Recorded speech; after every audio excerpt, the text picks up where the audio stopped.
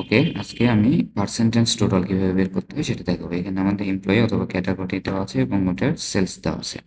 তো আমি টোটালি তিনটা ফর্মুলা দেখাবো। প্রথমটা হচ্ছে ম্যানুয়াল ইকুয়ালস টু, আপনি ধরে নেবেন প্রথম কলাম প্রথম সেলটা, দেন সাম দিয়ে সবগুলো সেল ধরে নিয়ে ইন্টারপ্রেস করলেই আমার চলে আসতেছে। দেন একইভাবে প্রথম ফর্মুলার মতো করে দ্বিতীয়গুলো এভাবে চলতে থাকবে। এটা অনেক ম্যানুয়াল, সো আমরা ম্যানুয়াল করব না, আমরা নেক্সট স্টেপ দেখি। নেক্সট স্টেপ কি? নেক্সট স্টেপ হচ্ছে আমি সবগুলো ডেটা ধরে নিয়ে কন্ট্রোল টি দিয়ে টেবিল নিয়ে নিলাম।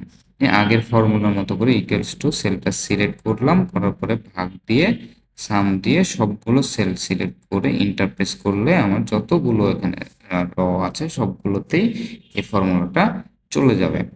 দেন আমরা আর একটা ফর্মুলা শিখবো, যেটা হচ্ছে আমি প্রথমে সেলসের কলামটাকে ধরে নিলাম, নেওয়ার পরে নিচে থেকে কুইক অ্যানালাইসিস অপশন থেকে আমরা কি করব, ডান পাশে একটা পাবেন পার্সেন্টেজ টোটাল, ওটাতে সিলেক্ট করলে আমার হয়ে যাবে। Thank you so much.